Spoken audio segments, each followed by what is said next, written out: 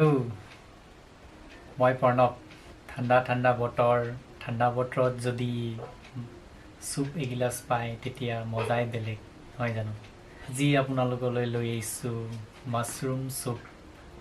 কাঠফুলাৰ দি বনোৱা চুপ লৈ আহিছোঁ আপোনালোকলৈ। চাওকচোন আহক মই কেনেকৈনো বনাওঁ। প্ৰথম আপোনালোকক মই কি কি ইনগ্ৰিডিয়েণ্টছ লৈছোঁ এইকেইটা আপোনালোকক দেখাইছোঁ মই। মাছৰুম লৈছোঁ 200 গ্ৰাম। পিঁয়াজ এটা পিঁয়াজ চকল কৰি কাটি লৈছোঁ। 2 চামুচমান আদা পিচি লৈছোঁ। 2 চামুচ জালুক পিচি লৈছোঁ। নিমখ টেষ্ট অনুসৰি ল'ম। এমুঠি ধনিয়া কাটি লৈছোঁ।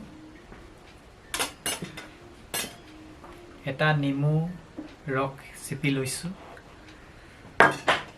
কৰ্ণফ্ল'ৰ লৈছোঁ 2 চামুচ। বাটাৰ লৈছোঁ 2 চামুচ। এইকেইটাই আমাৰ ইনগ্ৰিডিয়েণ্টছ। এতিয়া মাছৰুমখিনি, কাঠফুলাখিনি আমি সৰু সৰুকৈ কাটি ল'ম।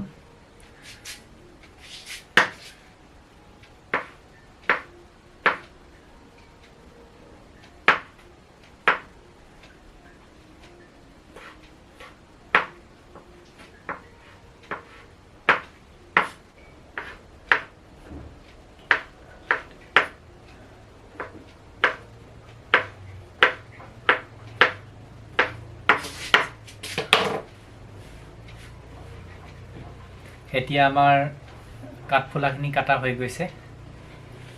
এতিয়া কাঠফুলাখিনি অলপ ধুই ল'ম গৰম পানীত ধুই।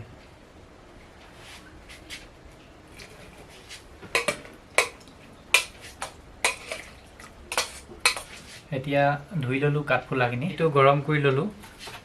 এতিয়া বাটাৰখিনি দিছোঁ। মিডিয়াম ফ্লেমত ৰাখিছোঁ। এতিয়া চকলকৈ কটা পিঁয়াজখিনি দিম। অলপ দি মিক্স কৰি ল'ম। এতিয়া লাইট গল্ডেন ব্ৰাউন কালাৰটো আহি গৈছে। পেষ্টখিনি দিছোঁ।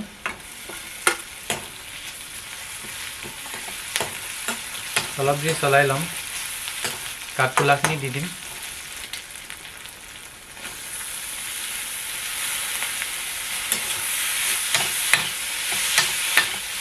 নিমখ অলপ দি দিম।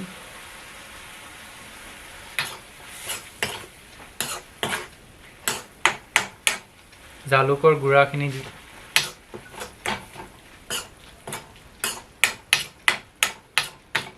ঢাকনি বন্ধ কৰি কিনে 3-4 মিনিট সিজাই ল'ম।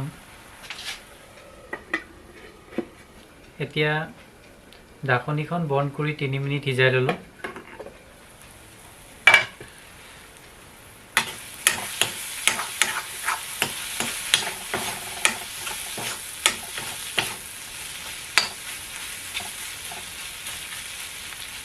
এতিয়া আমি ঢাকনিখন খুলি কেনেও সিজাই ল'লোঁ। 4 ভাগৰ 3 ভাগটো আমি গ্ৰাইণ্ড কৰি ল'ম।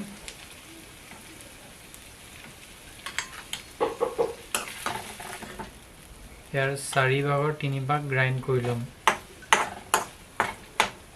পানী 1 কাপ দি দিছোঁ।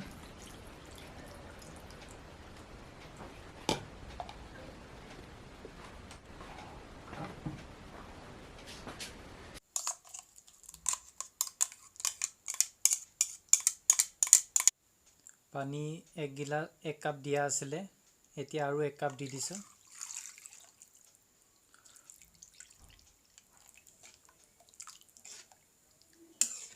কৰ্ণফ্ল'ৰখিনি পানী অলপ দি মিক্স কৰি ল'ম। হৈ যাব লাগে, ধুনীয়াকৈ মিক্স হ'ব লাগে কৰ্ণফ্ল'ৰখিনি। এতিয়া ইয়াত দি দিওঁ। নেমু ৰসখিনিও দি দিওঁ।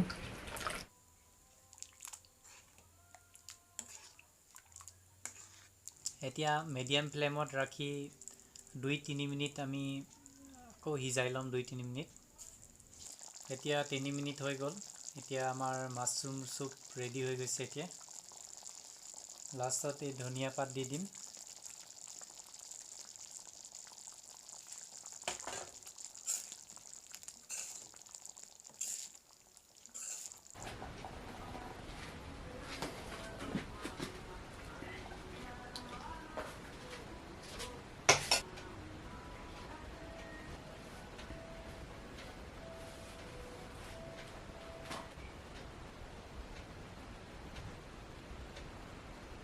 কাঠফুলাৰ চুপটো কেনেকুৱা পালে আপোনালোকে তলত কমেণ্ট কৰি জনাব।